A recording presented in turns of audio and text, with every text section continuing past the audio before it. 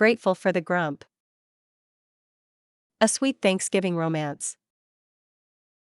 Written by Suzanne Ash. Chapter 1. Tamsin Holt's fingers tightened around the steering wheel as the car stuttered to a stop, its engine letting out a sputtering cough before falling silent. She sat in stunned disbelief for a moment, staring at the dashboard in the dim light of the early morning. This wasn't happening. Not now. Not when she was only a few miles away from Palmar Island and ready to kick off her much-anticipated Thanksgiving holiday and get ready for the annual Turkey Trot race. "Oh, come on," she groaned, reaching to turn the key again. The engine made a pathetic clicking sound but refused to start. She let out a frustrated huff and slumped back in her seat. Of course, this would happen today. With a glance in the rearview mirror, she could see the expanse of the causeway stretching behind her, the bridge that connected Palmar Island to the mainland. It was picturesque, sure, but right now it felt more like a deserted wasteland. There were no cars in sight, no signs of life, and worse, no cell service. Tamsin pulled her phone from the cup holder and waved it around hopefully, willing the little bars of signal to appear. But the screen remained stubbornly blank, save for the dreaded "no service" message at the top. Of course. Perfect, she muttered under her breath, tossing the phone onto the passenger seat. She wasn't the type to panic easily, but a flicker of unease sparked inside her. She'd never been stranded before, especially not on a narrow bridge surrounded by marshland and water. The thought of being stuck here, so close yet so far from her destination, was enough to make her want to scream. But she wouldn't. Tamsin Holt was nothing if not resourceful. She was a problem solver, always had been. This was just another issue she would overcome. "Okay, you can do this," she muttered to herself, pushing open the door and stepping out into the brisk November air. The wind whipped across the bridge, carrying with it the salty scent of the ocean. She shivered and pulled her jacket tighter around her, glancing both ways along the empty road.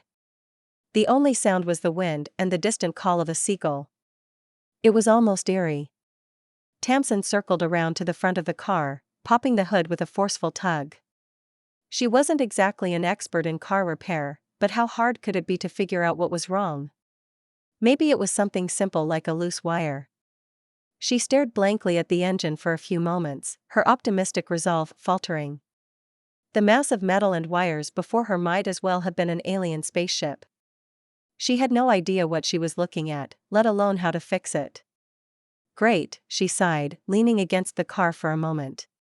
"You've really outdone yourself this time, Tamsin." As she stood there, debating whether to try her luck at hitchhiking or run the last couple of miles, the sound of an approaching car caught her attention. Her heart leapt with a mixture of hope and relief as a pale blue Oldsmobile rolled up slowly beside her. The driver's window rolled down, and Tamsin found herself staring into the kind, wrinkled face of an elderly woman with sharp steel-gray eyes and an air of authority. "Car trouble, dear?" the woman asked, her voice as warm as a cup of hot cocoa on a cold day. Tamsin blinked.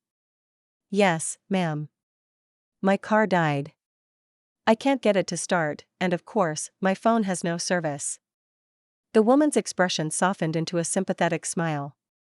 "Well, you're lucky I needed a new bunt pan. Not a lot of traffic this time of day." She paused for a moment, studying Tamsin more closely. "My name's Doris, Miss Doris to most folks around here."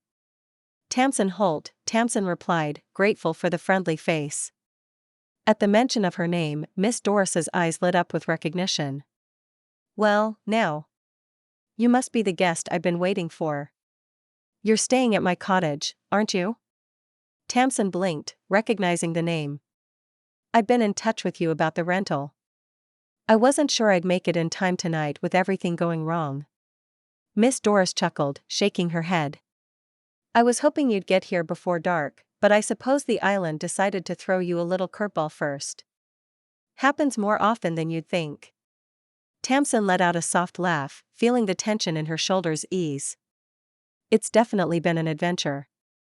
I was really looking forward to the Turkey Trot, but with my car dead on the bridge," she gestured helplessly toward the lifeless vehicle. Miss Doris glanced at the car and then back at Tamsin. Well, I can give you a ride into town. It's no trouble at all. We'll get you settled at the cottage, and you can deal with this in the morning. Tamsin hesitated, glancing back at her car. I appreciate that, but I don't want to leave my car here. I've got all my things with me, and I don't feel right just abandoning it on the bridge. Miss Doris frowned thoughtfully for a moment, then nodded. I understand, dear. Tell you what, I'll head into town and call Griffin Nash, the island's mechanic. He's not much for small talk, but he'll come out here and take a look at your car. I'm sure he'll have it fixed in no time. If not, he'll at least tow it onto the island. Thank you, Tamsin said, relieved that things were at least moving in the right direction. I appreciate it, really. Miss Doris gave her a reassuring pat on the arm before climbing back into her car. Don't you worry about a thing. I'll send Griffin your way, and he'll get you sorted out. Tamsin smiled and watched as Miss Doris drove off, the tail lights disappearing into the distance. Alone again, she leaned against the side of her car, the cold seeping through her jacket. At least she wasn't stranded without a plan, though the thought of being out here alone in the growing dark wasn't exactly comforting. Luckily, she didn't have to wait long. Barely 20 minutes passed before she heard the low rumble of an engine in the distance. A tow truck appeared, its headlights cutting through the growing dusk. The truck pulled up in front of her car, and a tall, broad-shouldered man climbed out, his figure shadowed in the evening light. Even in the dimness, Tamsin could make out the slight frown on his face as he walked toward her. You're Tamsin, he asked, his voice deep and gravelly. She nodded. That's me. You must be Griffin. Yeah, he said shortly, heading straight for her car without another word. He popped the hood, leaned over the engine, and started inspecting it with the practiced movements of someone who'd done this 1,000 times. Tamsin shifted on her feet, watching him work. His gruff demeanor wasn't exactly welcoming, but she was too relieved to care. Miss Doris said you're the best mechanic on the island, she said, hoping to fill the silence. Griffin grunted in response, still focused on the engine. Only mechanic on the island. Tamsin bit back a laugh. Well, that explains it. After a few moments of tinkering under the hood, Griffin straightened up, wiping his hands on a rag from his back pocket. It's not just the battery. The alternator's bad. I'll need to order a part to fix it. Tamsin's heart sank. How long will that take? Depends on how fast the part comes in, Griffin said, his tone clipped.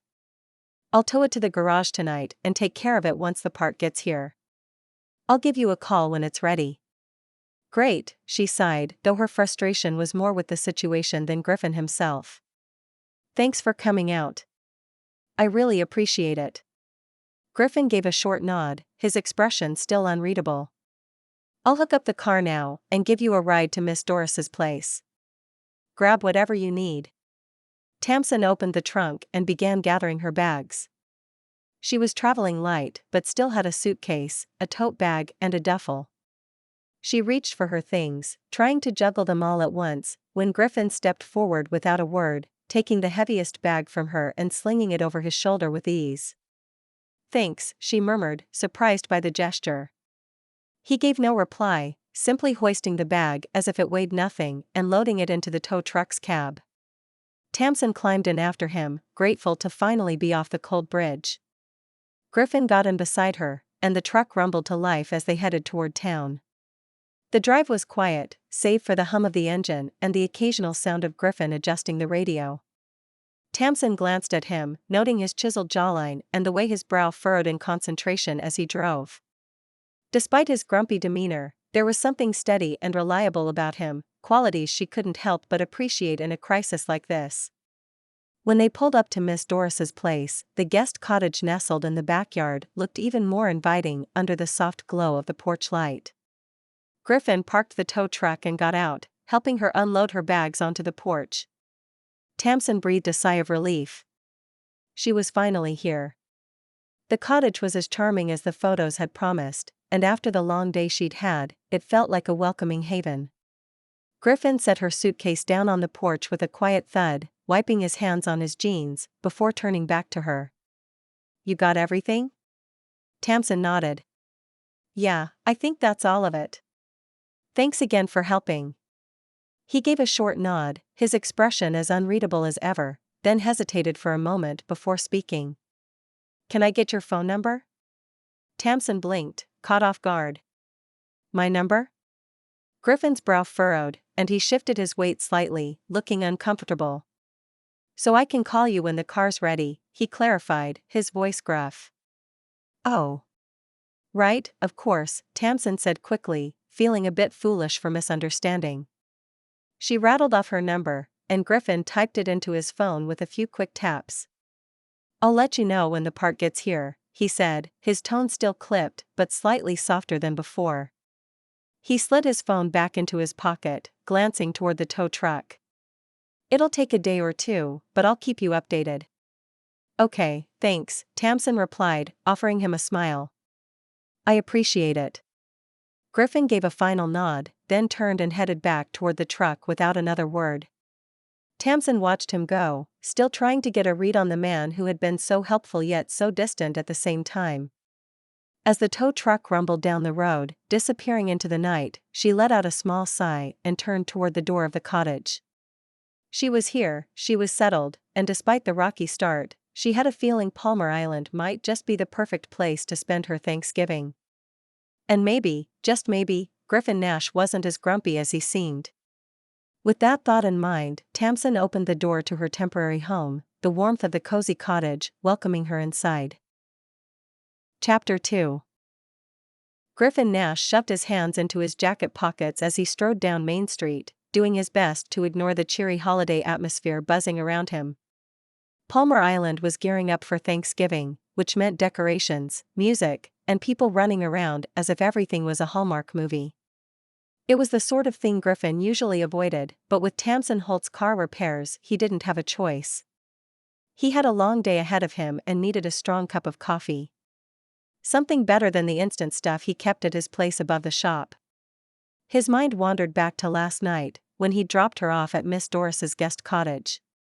The way she'd smiled up at him, genuinely grateful despite the inconvenience of a broken-down car, it had caught him off guard. Most people would have been frustrated, but not Tamsin. She had a lightness about her that irritated and intrigued him at the same time. Lost in thought, Griffin nearly walked right past the figure jogging toward him. He recognized her immediately, with her ponytail bouncing, cheeks flushed from the cold and exertion. Griffin, Tamsin said, her voice bright despite the chill in the air. He stopped and turned to face her. Morning, he grunted, shifting awkwardly. He hadn't expected to see her so soon, and yet here she was, just as full of energy as before. Tamsin stood in front of him, still catching her breath, but smiling. What a coincidence. I was just finishing up my run, and here you are. Small island, huh? Yeah, he replied, nodding toward the nearly empty street. Not many places to go. Well, at least it's easy to get around, she said with a light laugh. How's the car? Parts on the way, Griffin said. Should be here tomorrow or the day after Thanksgiving. You'll be back on the road soon enough. Oh, that's a relief. I was starting to think I'd be stuck here longer than planned. Though, to be honest, this island isn't a bad place to be stranded. Griffin shifted on his feet, unsure how to respond. Most people were charmed by the slow pace of the island. Yeah, I guess. There was an awkward pause before Tamsin tilted her head, as if studying him. How about a coffee? You've helped me out a lot, and I think it's the least I can do to thank you. Griffin's first instinct was to decline, but something in the way she looked at him, open, without any hidden agenda, made him hesitate. Coffee? She nodded toward the roasted bean, the island's go-to spot for a cup of joe. Come on, it'll only take a few minutes. For reasons he couldn't quite explain, Griffin found himself agreeing. Fine, he muttered. A quick one. It was what he'd come here for anyway. They walked over to the coffee shop, and Griffin held the door open for her, the scent of fresh pastries enveloping them as they stepped inside. The roasted bean was alive with the smells of freshly brewed coffee and baked goods, and the hum of quiet conversation filled the air. A few locals nodded at Griffin in acknowledgement, but most of them were tourists, enjoying the cozy space. They placed their orders, black for him, a hazelnut latte for her, and grabbed a table near the window. "So," Tamsin said once they were seated, her hands wrapped around the warm cup, "you've lived on Palmar Island long?" "Few years," Griffin replied, taking a sip of his coffee. It was good, but then again, the roasted bean never disappointed. "Moved here after some things in Myrtle Beach didn't work out." Tamsin leaned forward, clearly interested. "What kind of things?" He shrugged. "Family business. My brother, well, it's a long story." "Oh, I see." She didn't push for more, which Griffin appreciated. She simply nodded, sipping her drink thoughtfully before smiling again. "Palmar Island seems like a great place to start fresh. I've only been here a day, but I can already feel how tight the community is." Griffin grunted in response. It was tight, all right. Sometimes too tight. "It's small," he said. "People look out for each other, whether you want them to or not." Tamsin chuckled. "I get that. But there's something comforting about it too, you know?" Griffin didn't respond. Comforting wasn't the word he'd use, but maybe that was his own baggage. Still, he found himself watching Tamsin a little more closely, noticing the way she seemed completely at ease in her surroundings. She had a way about her that was hard to ignore, and for the life of him, Griffin couldn't figure out why he cared. "You must like it here," Tamsin continued, oblivious to his inner thoughts. "I mean, you've stayed, right?" Griffin nodded slowly. "It's a good place to get away from things." Her smile softened, as if she understood more than she was letting on. "Well, I'm glad I ended up here, even if it was by accident. It's been a long time since I've had a little peace and quiet." Griffin was caught off guard by the hint of something deeper behind her words. He wanted to ask, but before he could say anything, Tamsin stood up, placing her empty cup on the table. "I should probably get back. I promised to help Miss Doris with a few things. Thanks for the coffee. And for letting me drag you in here." Griffin nodded, feeling strangely reluctant to let her leave. "Sure. See you around, Griffin." She flashed him a smile and was out the door, the bell jingling softly behind her. He watched her jog off, that ponytail bouncing once again, before shaking his head. This wasn't good. He didn't need to get tangled up in her world, full of light and sunshine. He had enough to deal with on his own. Griffin pulled open the door to his garage, the familiar scent of oil and grease greeting him like an old friend. The place looked exactly the same as it had the day he first stepped foot inside it, years ago. The faded sign out front still read Murphy's Auto Repair in chipped red paint, a remnant of the previous owner, Jack Murphy. As he set to work on an engine, the sound of heels tapping against the concrete told him that someone had arrived. A quick glance told him it was Miss Doris. He wasn't surprised. "Still calling it Murphy's, huh?" Miss Doris said, glancing up at the old sign and then at Griffin. "I figured by now you'd have put your name on the place." Griffin didn't look up from his work. "No need to change it. It's how folks know the shop." Miss Doris chuckled, crossing her arms as she leaned against the wall. "It's been, what? 4 years since Jack passed? I think people know you're the one running things now." Griffin straightened, wiping his hands on a rag. Shop was his. Never felt right to change it. Miss Doris's smile softened. "I remember when you first showed up on this island, fresh off that mess with your brother. Jack was the one who took you in, gave you a job when no one else would." Griffin nodded, a flicker of something like gratitude passing across his face. "Yeah. Jack didn't ask questions. Just told me to grab a wrench and get to work. And when he passed," Miss Doris said, her voice gentler now, "he trusted you enough to leave you the whole place. You've done right by him, Griffin."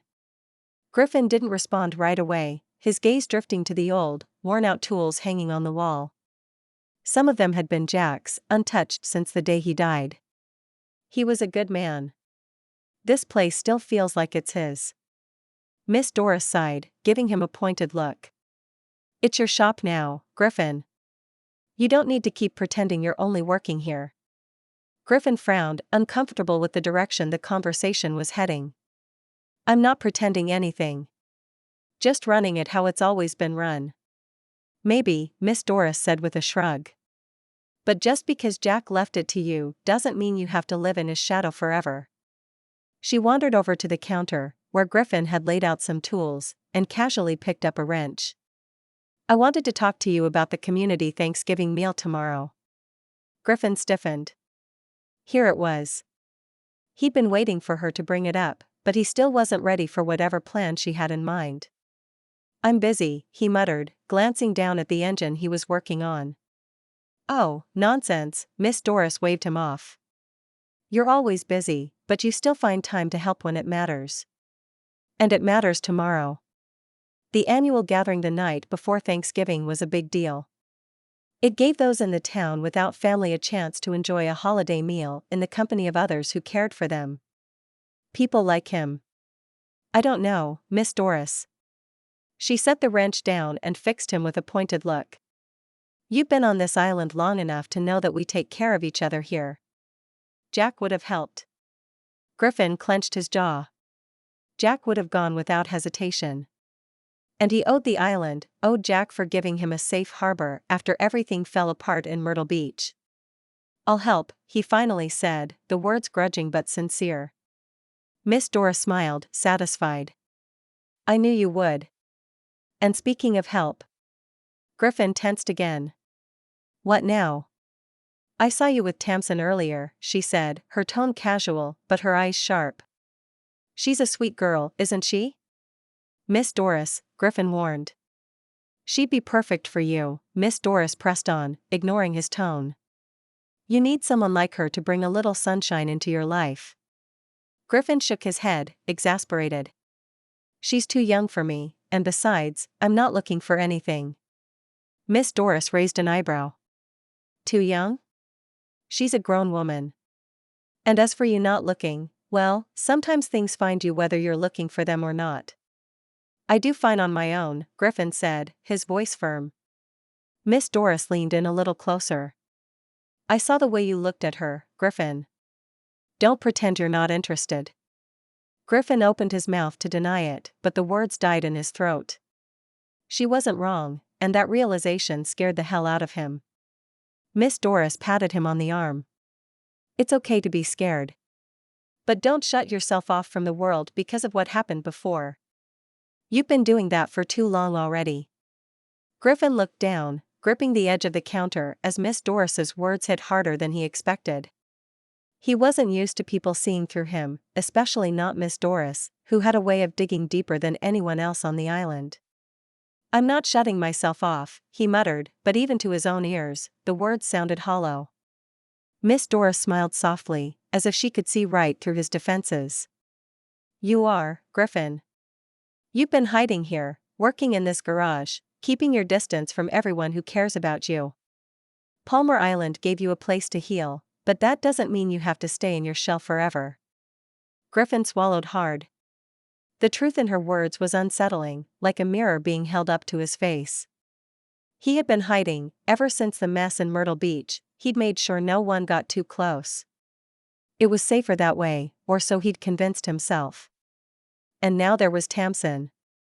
He couldn't deny that he'd felt something when he'd seen her again this morning. That spark of attraction, that pull toward her energy, was impossible to ignore. But it also terrified him. She was sunshine, warmth, everything he'd convinced himself he didn't need. And yet, part of him, however small, was drawn to her in a way that scared him more than anything else. Miss Doris gave him one last knowing look. Just think about it, Griffin. She's not here forever, but maybe that's the point. Sometimes the best things come when we least expect them. With that, she turned and headed toward the door, her heels clicking against the concrete. As she reached the doorway, she paused and looked back at him. And don't forget, 10 o'clock tomorrow. You promised you'd help. Griffin grunted in acknowledgement, already knowing he couldn't back out now. Miss Doris had him wrapped around her little finger when it came to island obligations, especially after everything the town had given him. It wasn't in him to refuse, even if he wanted to. As the door closed behind her, Griffin let out a long breath, running a hand through his hair. He stared down at the engine in front of him, but his mind wasn't on work anymore. It was on Tamsin. He couldn't afford to get involved. He'd already learned the hard way what happens when you let people in: they leave, they betray you, they break things apart. But Miss Doris's words kept echoing in his head. He didn't want to admit it, but she was right about one thing. He liked Tamsin. And that scared him more than anything else. Chapter 3. Tamsin gazed out at the island scenery passing by. The passenger window of Miss Doris's Oldsmobile was cracked, letting in the crisp autumn air. The smell of the ocean mingled with the faint scent of pine, and as they drove, Tamsin felt a flicker of excitement. "Thank you again for inviting me, Miss Doris," Tamsin said, glancing over at the older woman behind the wheel. "No need to thank me. It's kind of you to offer to come along," Miss Doris replied with a smile. "Besides, it's nice to have company. We'll be there in no time, and you'll fit right in with the rest of the crew at the community center. Everyone's excited to meet you." Tamsin smiled back, her nerves easing. She'd always enjoyed volunteering, but being in a new place added a layer of uncertainty. Still, Palmar Island was starting to feel like a place she could call home, at least for a little while. They pulled up in front of the community center, a charming white building with a wide porch wrapped in fall decorations. Wreaths of autumn leaves hung on the doors, and barrels filled with pumpkins and colorful mums sat on either side of the entrance. Miss Doris parked the car and turned to Tamsin with a twinkle in her eye. "Let's get you inside. We've got a big meal to prepare, and I have no doubt you'll be a huge help." Together, they stepped out of the car and headed inside, where the hum of activity greeted them immediately. Volunteers were bustling around, setting up tables, hanging decorations, and preparing food in the kitchen. The air smelled of freshly baked pies, and the friendly atmosphere put Tamsin instantly at ease. "Why don't you start in the kitchen?" Miss Doris suggested. "We can always use more hands peeling potatoes and chopping vegetables." "Absolutely," Tamsin agreed, rolling up her sleeves. "Point me in the right direction." As she entered the bustling kitchen, she was greeted by a flurry of activity. Volunteers moved about with purpose, laughter and chatter filling the space. Tamsin spotted an open spot at a long table where a mountain of potatoes awaited. She picked up a peeler and got to work, humming softly to herself.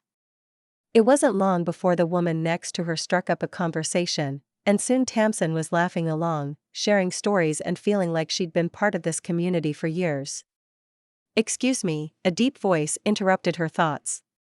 Tamsin looked up to see Griffin standing at the end of the table, his hands shoved into the pockets of his worn jeans. He looked slightly out of place amidst the flurry of kitchen activity, his rugged appearance contrasting with the aprons and flour-dusted volunteers. "I didn't expect to see you here," she said, offering him what she hoped was a welcoming smile. He shrugged, glancing around uncomfortably. "Miss Doris roped me into helping." "She has a way of doing that," Tamsin replied with a knowing smile. "Here to peel potatoes?" "Not exactly." Miss Doris appeared behind him, a mischievous glint in her eye. "I thought you two might make a good team setting up the dining area." Griffin raised an eyebrow. "I thought I was fixing the wobbly tables."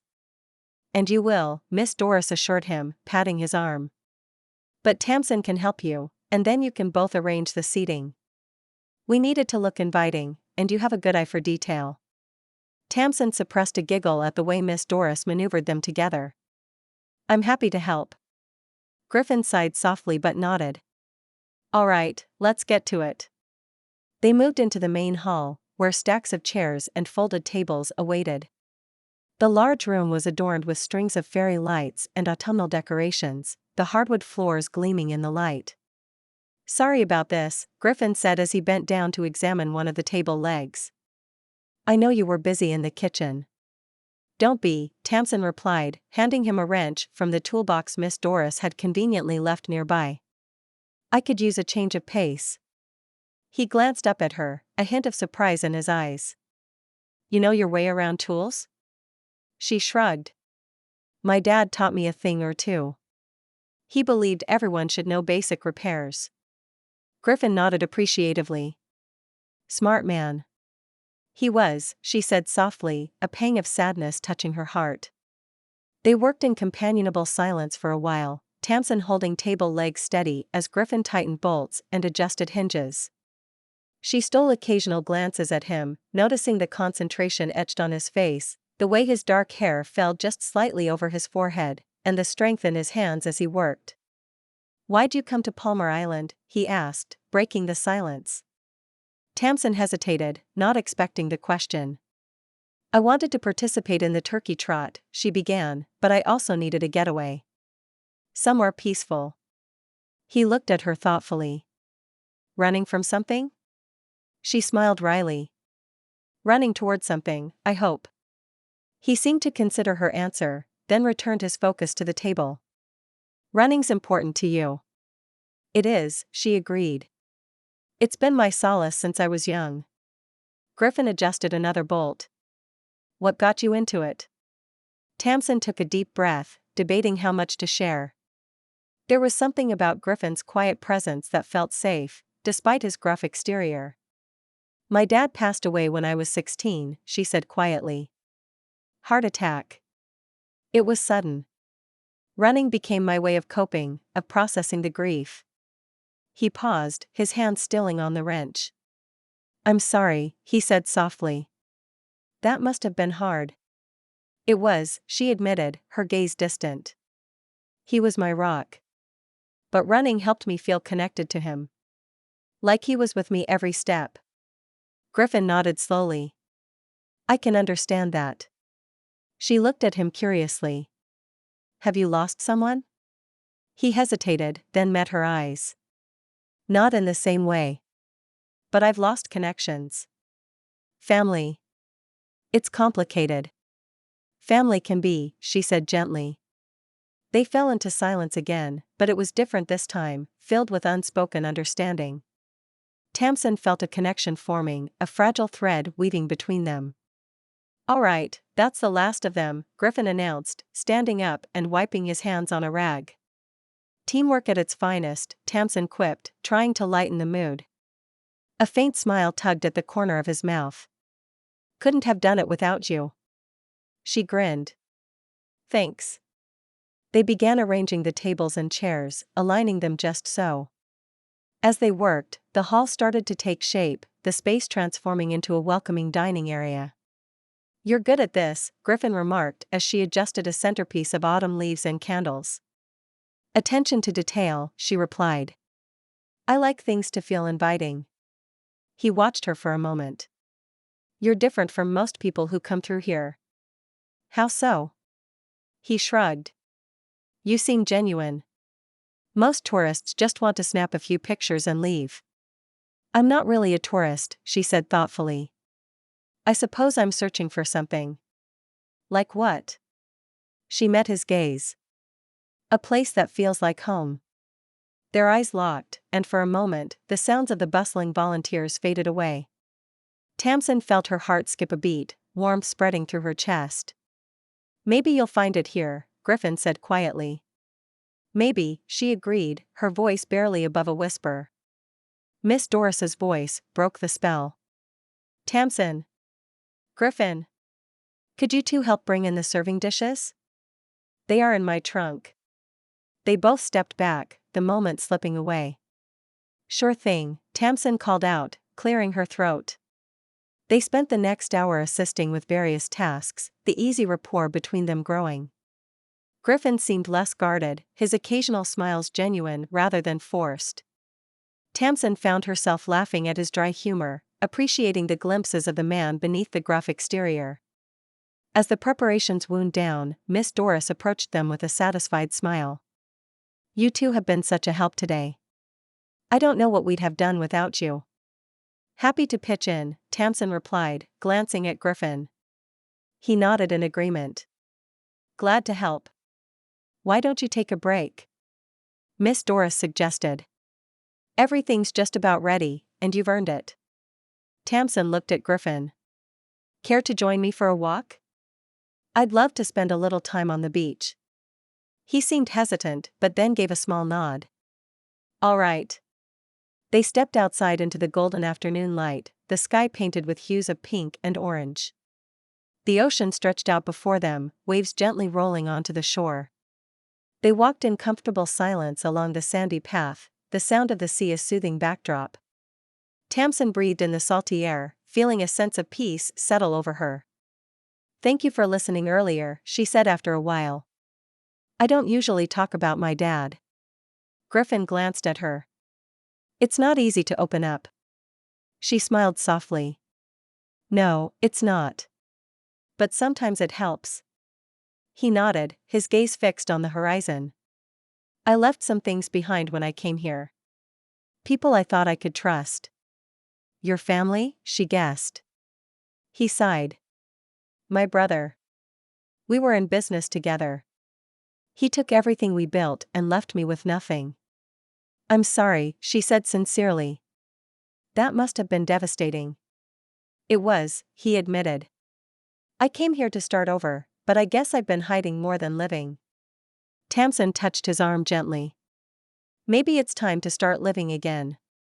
He looked at her, his eyes reflecting a mixture of vulnerability and hope. Maybe. They stood there for a moment, the world around them fading as they connected on a deeper level. Tamsin felt a flutter in her chest, a sense of possibility she hadn't felt in a long time. You're easy to talk to, Griffin said softly. She smiled. So are you, once you get past the gruff exterior. He chuckled, a genuine, warm sound that made her heart skip. I suppose I can be a bit rough around the edges. Just a bit, she teased. They watched the sun begin to dip toward the horizon. The sky transformed into a canvas of brilliant colors, the water shimmering with golden light. I've always loved sunsets, Tamsin said. They're a reminder that endings can be beautiful too. Griffin considered her words. I never thought of it that way. She glanced at him. Maybe you're looking at it from the wrong angle. He met her gaze, a softness in his eyes. Maybe I am. The distant sound of laughter from the community center drifted toward them, reminding them of where they were. We should probably head back, Tamsin said reluctantly. Yeah, he agreed, but neither of them moved. She took a deep breath, gathering her courage. I'm glad we got to spend this time together. Me too, he admitted. As they walked back, their shoulders occasionally brushed, each touch sending a subtle thrill through Tamsin. She sensed a shift between them, a door opening just a crack, and she wondered what might lie beyond if either of them were brave enough to step through. When they reached the community center, the lights were twinkling, and the sounds of merriment greeted them the moment they stepped inside. Volunteers were beginning to gather for a pre-Thanksgiving toast, and Miss Doris waved them over. Just in time, she called out, handing them glasses of sparkling cider. To a successful community meal, Miss Doris proclaimed, raising her glass. And to the wonderful people who make this island special. Cheers, everyone echoed, clinking glasses. Tamsin sipped her cider, the sweetness matching the warmth she felt inside. She caught Griffin's eye across the rim of her glass, and he offered her a small, genuine smile. Maybe there was more to Griffin Nash than she'd thought. And maybe, just maybe, there was something here worth exploring. Chapter 4. Griffin stood on a ladder, stringing the last of the lights across the rafters of the community center's dining hall. The room below buzzed with energy as volunteers put the final touches on the tables and decorations. It was the kind of scene Griffin usually avoided, too many people, too much noise. Tamsin, could you hand me those hooks? He asked. She was busy rearranging the centerpieces on the tables. Sure. Tamsin passed him the hooks, her fingers brushing his just briefly. She smiled up at him. You're good at this, you know. Griffin grunted, focusing on adjusting the lights so they hung evenly. Just doing what I was told. Well, it looks great, she said, her smile never wavering. Griffin noticed how her presence seemed to soften the tension in the room. Her bright energy was impossible to ignore. He finished and climbed down from the ladder as the hall began to fill with people. Islanders and a few tourists drifted in, greeted with warm welcomes and laughter. He wasn't sure how long he'd stick around. This wasn't really his scene. As he stood off to the side, watching the room come to life, Tamsin appeared at his elbow again. "Hungry?" she asked, holding 2 plates. Griffin hesitated. "You don't have to get me." "I figured you'd skip it if I didn't," she interrupted, handing him the plate with a playful smile. "Come on, you deserve a meal after all that work." Reluctantly, Griffin took the plate and followed her to one of the smaller tables near the back. He wasn't one for socializing during big meals like this, but something about the way Tamsin sat down across from him made it feel a little less daunting. They ate in comfortable silence at first, the sounds of conversation and laughter filling the room around them. "This is nice," Tamsin said after a while, looking around. "It's amazing how a community can come together like this." Griffin nodded, focusing on his food. "Happens every year." She took a bite of mashed potatoes, then glanced at him. "Do you come every year?" He shook his head. "No. Helping out this time." She smiled softly, as if she understood. "I'm glad you stayed. It's nice to have someone to talk to who doesn't ask a million questions about where I'm from or what I do." Griffin glanced up at her, surprised by her words. "You're new. People are curious." "True, but sometimes it's nice to just be," she said, her eyes meeting his. "To not have to explain everything." Griffin nodded slowly. He could understand that. After they'd finished their plates, Tamsin stood up, glancing around the room. The main meal was winding down, and the kitchen volunteers were busy putting away leftovers and washing dishes. Tamsin turned to Griffin. "Want to help with the cleanup?" Griffin raised an eyebrow. "You mean after everything we've already done?" She laughed lightly. "Folding up some tables and chairs. It'll go quicker with 2 people." He couldn't argue with that. "Sure." They worked in silence for a while, folding chairs and stacking them against the wall. The rhythmic motions allowed Griffin to keep his hands busy, but his mind was elsewhere, on Tamsin's words, on the past he tried to avoid thinking about. As he moved another chair, Tamsin broke the silence. "You ever feel like you're waiting for something to happen?" she asked. Griffin glanced at her, unsure where she was going with the question. "What do you mean?" Tamsin paused, folding another chair before setting it aside. "Like there's something missing in your life, and no matter how hard you try, you can't quite fill the gap. You keep moving forward, staying busy, but deep down, there's this emptiness you can't shake." Griffin's hand stilled on the chair in front of him. "Yes," he said after a beat. "I've felt that." She offered him a small smile. "Sometimes I wonder if I'm running towards something, or just running away from everything. It keeps me distracted, but I don't know if I'll ever find what I'm really looking for." Griffin's chest tightened. Her words mirrored feelings he had tried to bury, feelings of drifting through life, avoiding the deeper pain. "I know the feeling. After everything with my brother, it felt easier to shut people out. Keep my head down, don't get too close." Tamsin stacked another chair against the wall, her movements slower now, as if considering what to say next. "What happened with your brother, Griffin?" "You don't have to tell me if you don't want to, but I'm listening." Griffin swallowed hard, his throat tight. He'd told people bits and pieces of what had happened over the years, but not the whole truth. Not the part that still hurt the most.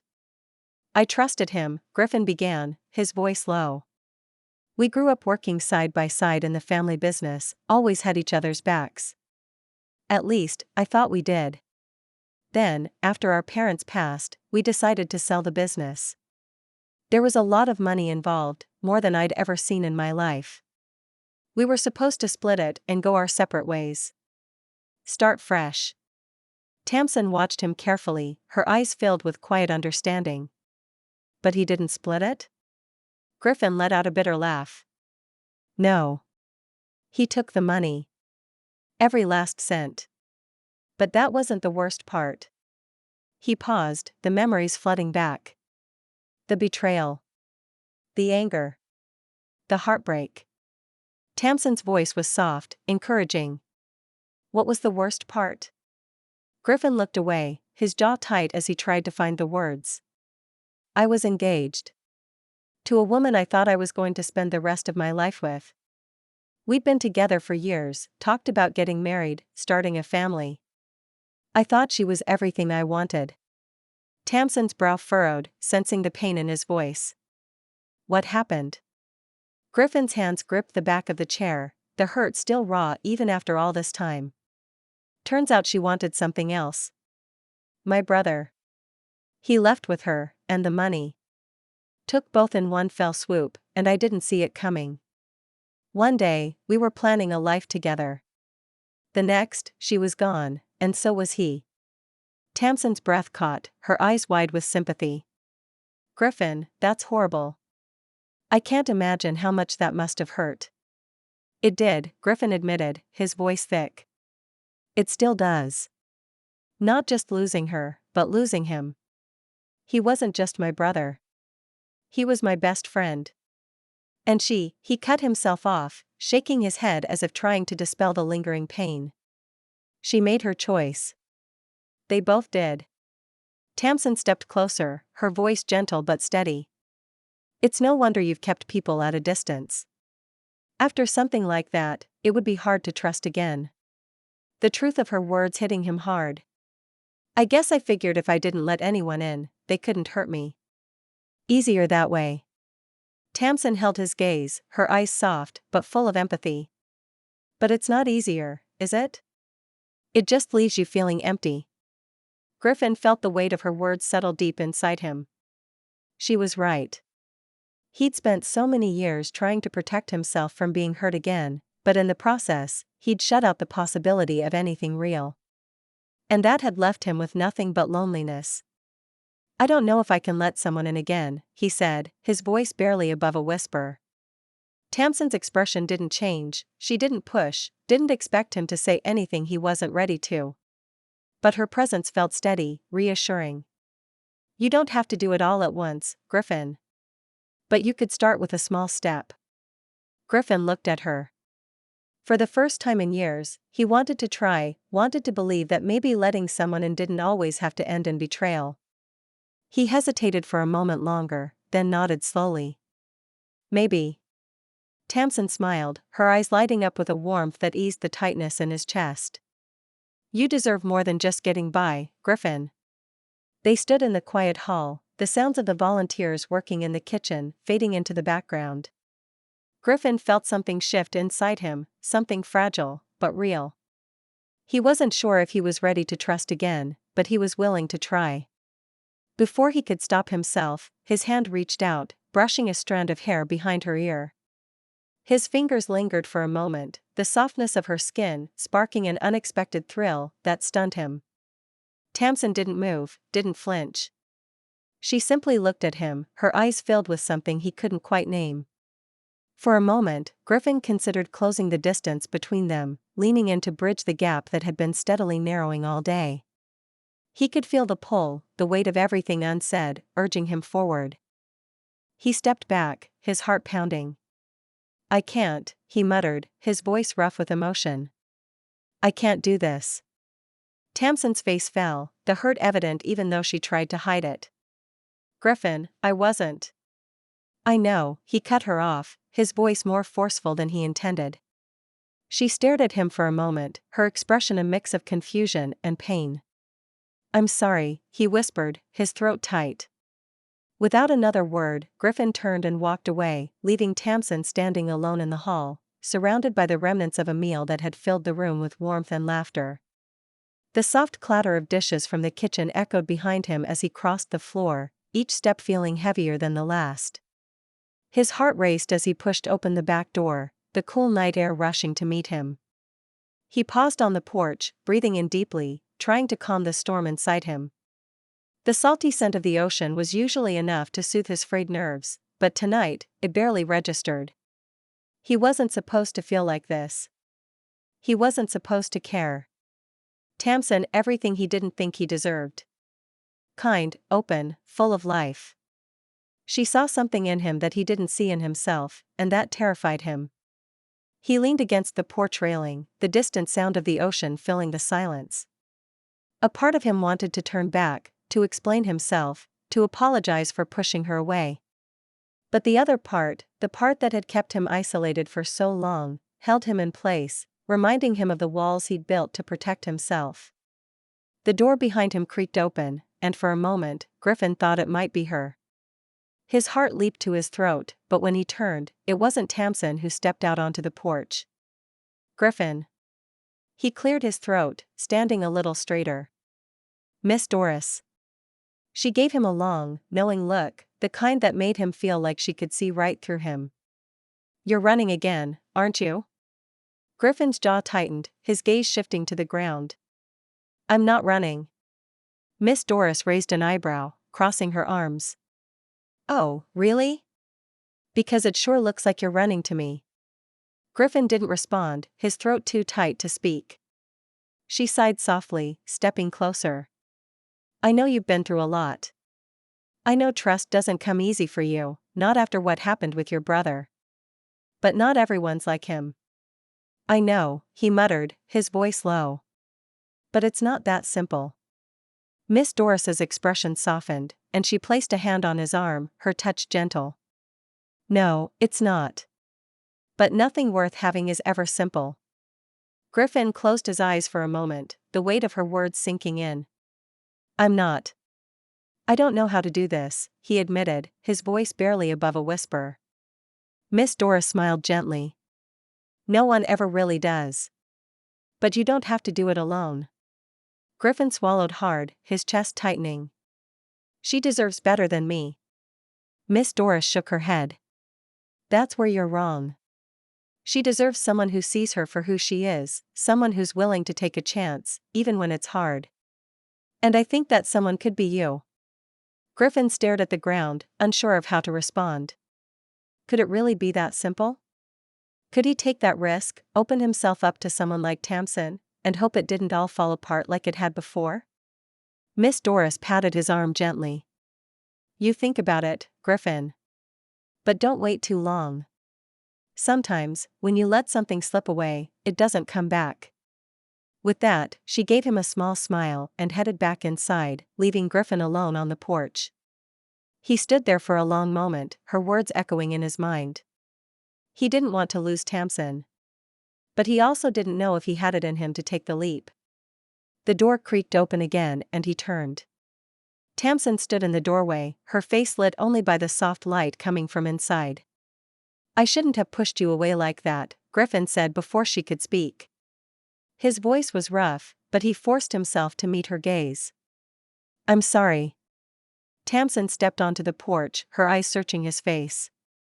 Why did you? Griffin let out a shaky breath, running a hand through his hair. I don't know how to let people in. I've spent so long keeping everyone at a distance. Tamsin's eyes softened. You don't have to keep me at a distance, Griffin. I'm not asking for anything you're not ready to give.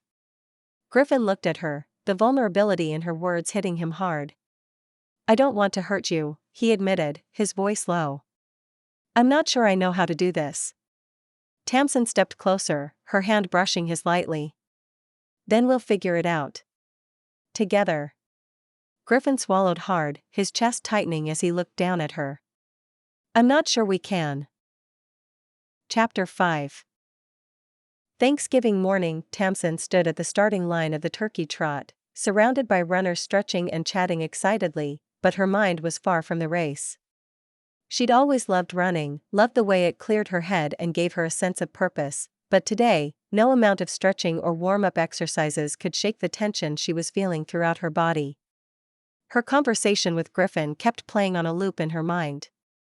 There was so much pain in him, so much he hadn't dealt with, and while she understood his fear of opening up, it still stung to be kept at arm's length. She wanted to help him. But Griffin wasn't ready, and she didn't know if he ever would be. The crowd of runners jostled around her as they waited for the race to begin. Tamsin tried to focus. She needed this distraction. She needed to let her mind go blank, to let her feet carry her through the course and chase away the confusion swirling inside her. The starting whistle blew, and the runner surged forward. Tamsin fell into a comfortable pace, the cool air biting at her cheeks as she moved along the familiar route. The Turkey Trot wound through the scenic streets of Palmar Island, past the shops and the beach, and she usually loved the peace it brought her. But today, no matter how hard she tried to lose herself in the rhythm of her footsteps, her thoughts kept drifting back to Griffin. He was so stubborn, so closed off, and it frustrated her. Why couldn't he let her in, even just a little? By the time she crossed the finish line, her heart was racing, but not from the run. She was tired of waiting, tired of hoping he'd come around. She needed to confront him, to tell him how she felt, even if it scared her to do so. Tamsin slowed to a walk, her breath coming in short bursts as she made her way through the crowd of finishers. She scanned the crowd, her eyes searching for one person in particular. And there he was. Griffin stood near the edge of the crowd, leaning against his truck, watching the race with an unreadable expression. He wasn't running, wasn't mingling with the rest of the spectators. He was standing alone, as if he didn't belong. Well, Tamsin had had enough of that. She approached. Griffin. He looked up, his gaze meeting hers, but his face gave nothing away. You did good out there, he said, his voice gruff. Tamsin ignored the compliment, crossing her arms as she stood in front of him. I need to talk to you. Griffin's expression flickered, but he nodded. What's on your mind? Tamsin took a deep breath, summoning the courage she needed to confront him. I don't understand you, Griffin. 1 minute, you're letting me in, telling me about your past, and the next, you're shutting me out again. Why do you keep pushing me away? He shifted uncomfortably, looking past her at the crowd. I'm not trying to push you away.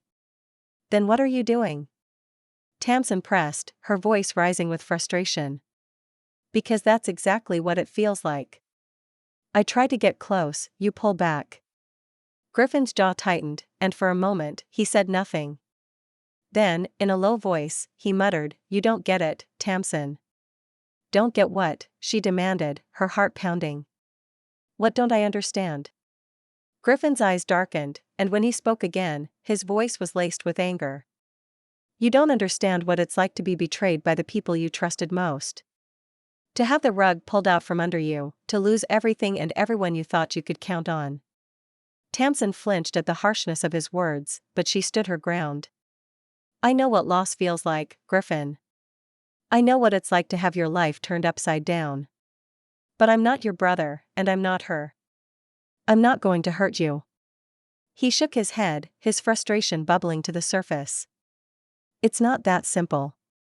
Why not? She asked, her voice breaking. Why can't you just trust me? Why do you keep putting up walls? Because it's safer that way. Griffin snapped, his voice louder than she'd ever heard it. It's safer to keep people at a distance. To not let anyone in. That way, when they leave, and they always do, it doesn't hurt as much. Tamsin stared at him, the weight of his words settling heavily on her chest. She'd known Griffin was guarded, but hearing him admit it so plainly. It hurt more than she expected. So, what then? You're just going to push everyone away for the rest of your life? Live like this? Alone? Griffin didn't answer, his gaze shifting away from hers. But his silence spoke volumes. Tamsin's shoulders slumped, her heart aching in a way she hadn't anticipated. She'd tried so hard to break through to him, to show him that there was another way to live. But if he wasn't willing to try, there was nothing more she could do. I'm not going to be here much longer, she said quietly, her voice thick with emotion. I'd like to see if there's something here, something worth exploring. But it takes two to do that. Griffin's jaw clenched, but he still didn't look at her.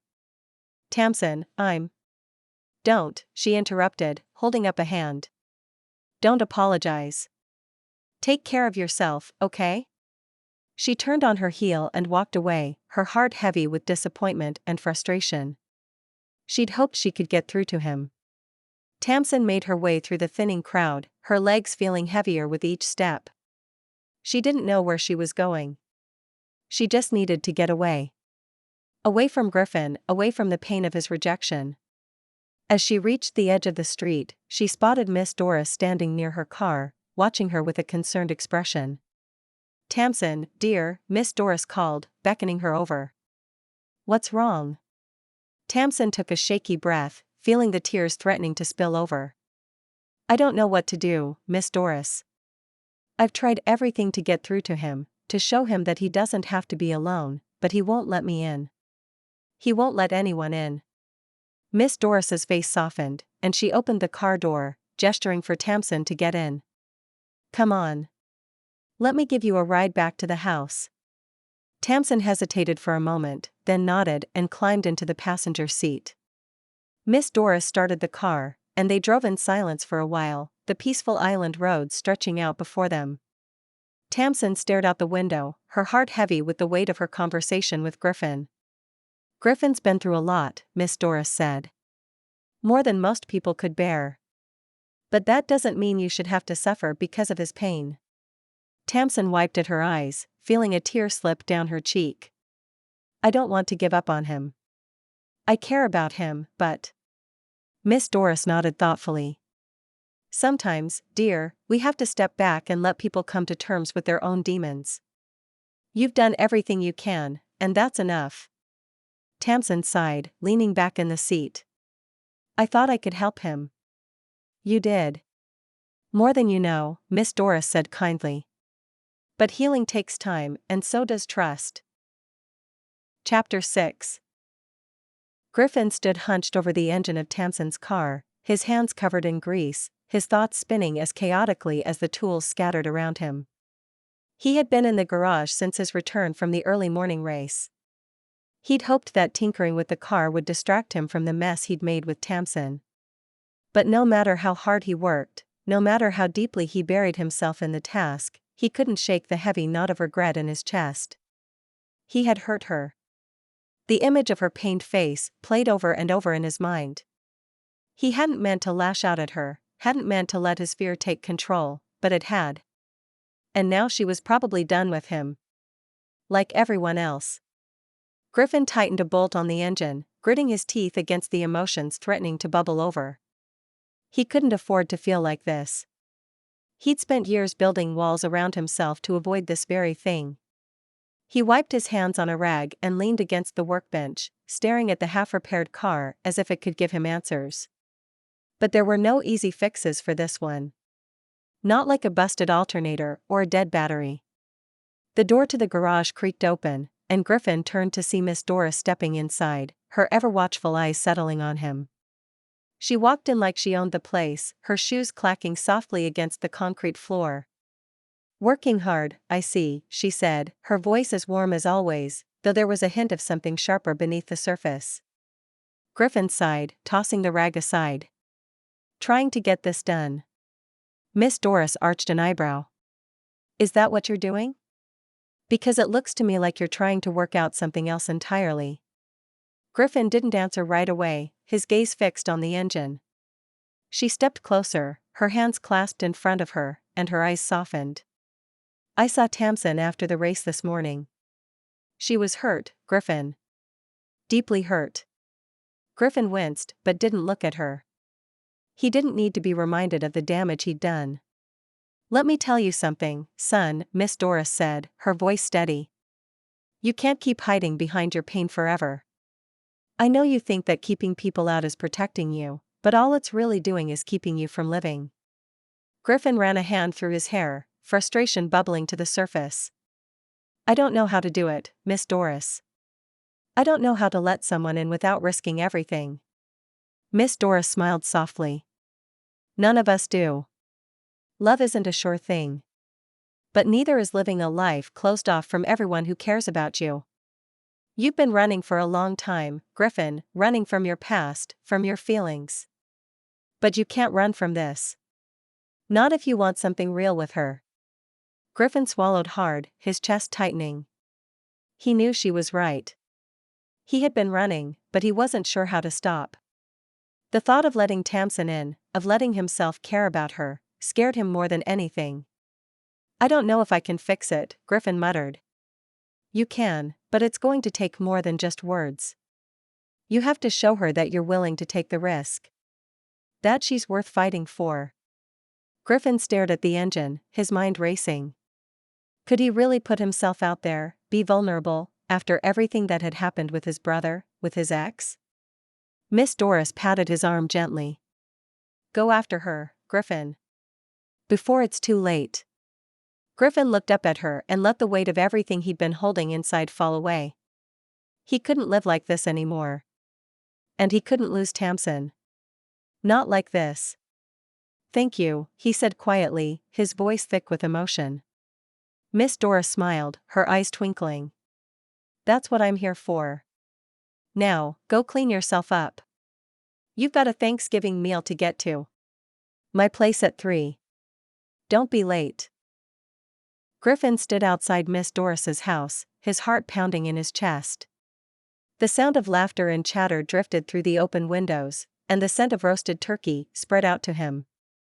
Thanksgiving was in full swing, and from the look of it, quite a few people had taken the elderly widow up on her invitation. Something he'd managed to avoid for years. But today, he wasn't here for the food or the company. He was here for one person. Tamsin. Griffin took a deep breath, steeling himself for what was about to come. With shaking fingers, he rang the bell. You came. Miss Doris looked pleased as she ushered him inside. The dining area was full of familiar faces, all gathered around the long table laden with food. And then he saw her, sitting near the end, her hands folded in her lap, her expression distant.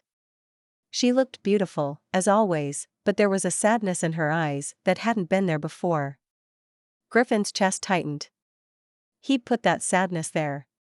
Without hesitating, he crossed the room, his eyes locked on her. The conversations around him faded into the background as he approached, his heart thundering in his ears. Tamsin, he said, his voice louder than he intended. She looked up, her eyes widening in surprise. Griffin. Before she could say anything else, Griffin knelt down beside her chair, his gaze never leaving hers. I messed up, he said. I hurt you, and I never meant to. I was scared of letting you in, scared of what it might mean. But the truth is, I can't keep living like this. Tamsin blinked, her eyes glistening with unshed tears. Griffin.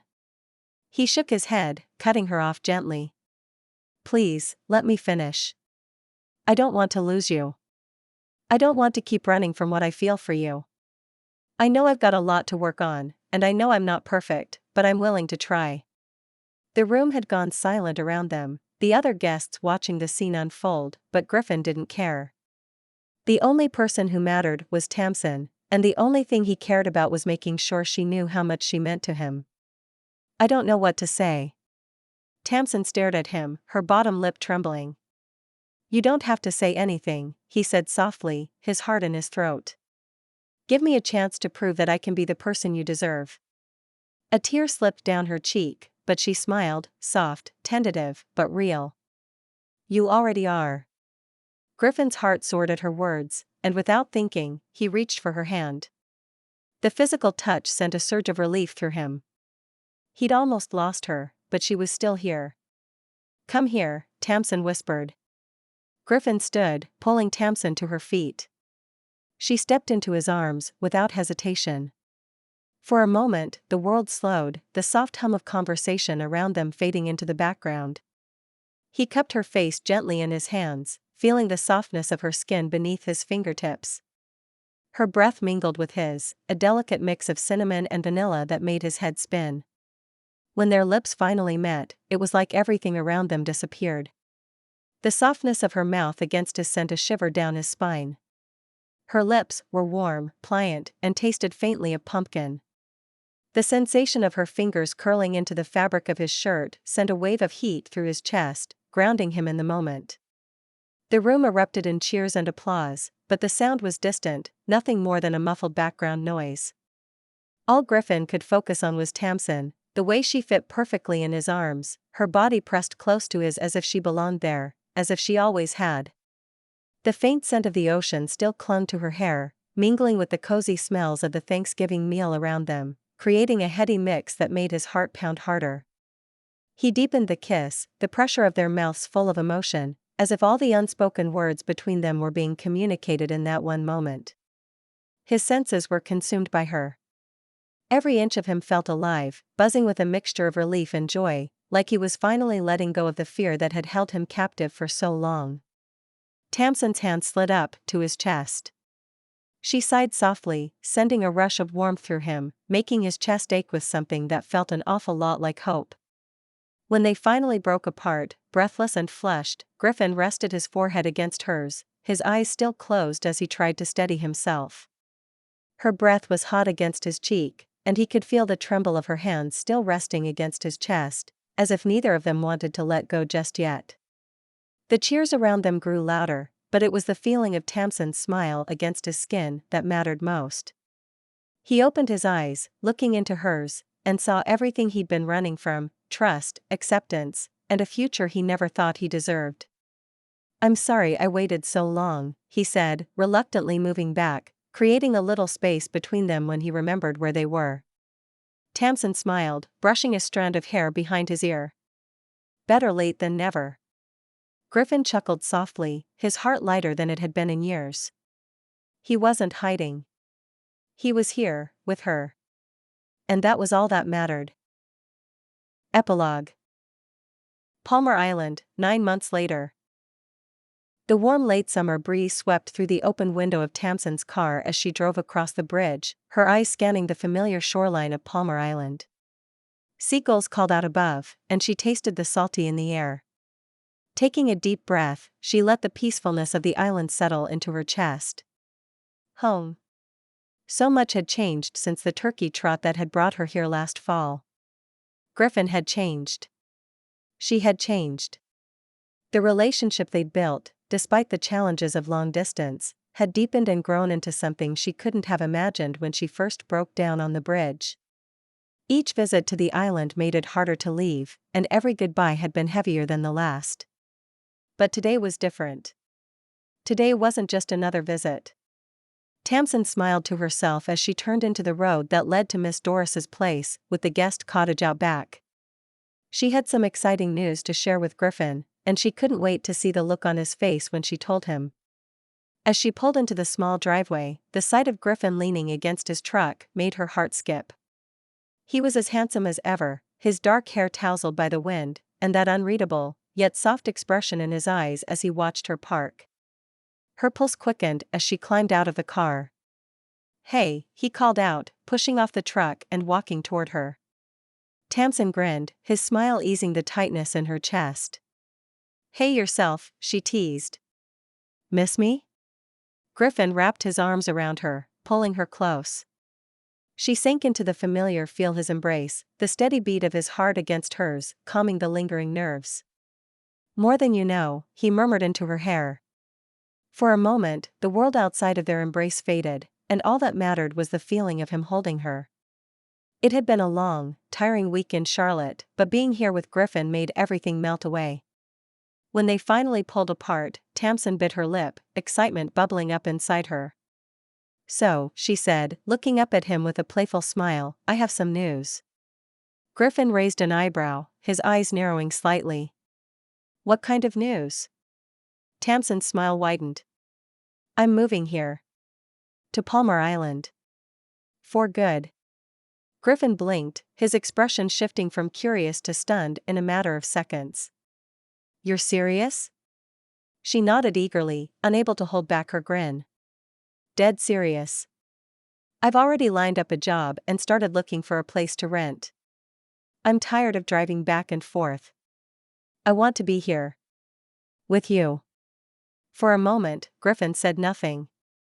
Then, slowly, a smile spread across his face, his eyes lighting up with something that looked an awful lot like relief. "You're really staying?" he asked, his voice low and rough with emotion. Tamsin nodded again, her own heart swelling as she saw the happiness in his eyes. "I'm staying. No more long distance. No more weekends. I want to be here. Permanently." Griffin let out a breath, his grip tightening around her waist as he pulled her back into his arms. You have no idea how much I've wanted to hear that. Tamsin laughed softly, resting her head against his chest. They stood like that for a while, the gentle breeze brushing past them, the distant sound of the waves mingling with the chirping of birds. For the first time in months, Tamsin felt completely at ease, knowing that this was the start of a new chapter.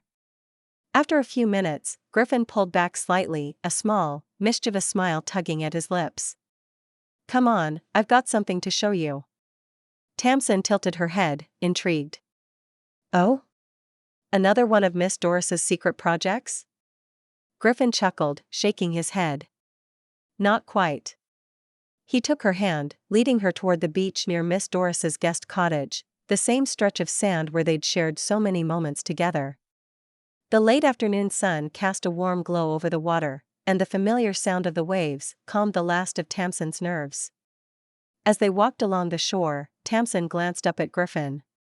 There was something different about him today, something in his eyes that made her heart skip a beat. What's going on? She asked. Griffin stopped near the water's edge, turning to face her. His gaze softened. His confident demeanor wavered slightly, and Tamsin's curiosity deepened. You've changed my life, Tamsin, he said, his voice quieter now. Before you came along, I didn't think I could let anyone in again. I thought I'd be better off alone.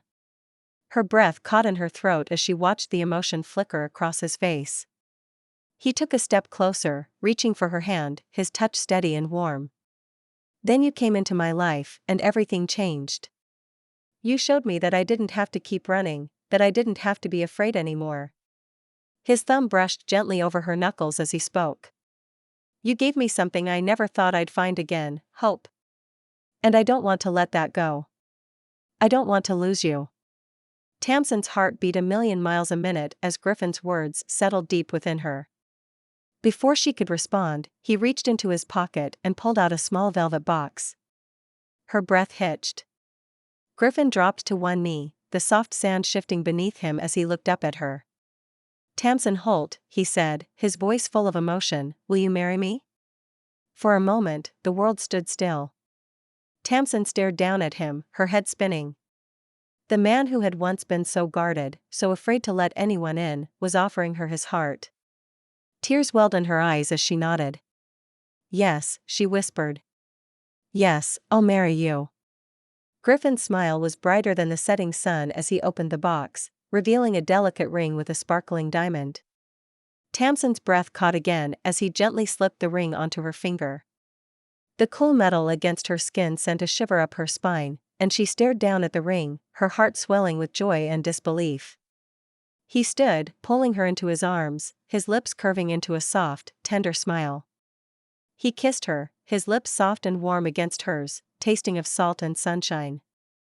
The familiar warmth of his embrace flooded her senses, the gentle pressure of his lips, the way his hands cradled her face, the intoxicating mix of the ocean breeze and the scent of his skin. The sound of the waves crashing softly against the shore blended with the rhythm of her racing heartbeat. Tamsin closed her eyes, losing herself in the moment. When they finally pulled apart, Griffin rested his forehead against hers, his breath coming in soft, uneven bursts. You're stuck with me now, he teased, his voice low and full of affection. Tamsin laughed, her fingers tracing the line of his jaw. That's exactly where I want to be. They stood together at the water's edge, the golden light of the setting sun casting long shadows on the sand. The future stretched out before them, full of hope, love, and the promise of something beautiful.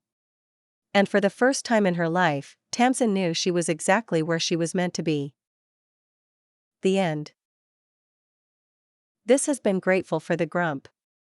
Written by Suzanne Ash. Copyright 2024 by Suzanne Ash. Production copyright 2024 by Suzanne Ash. Thanks for listening. Please like and subscribe if you want me to put more of my books on YouTube.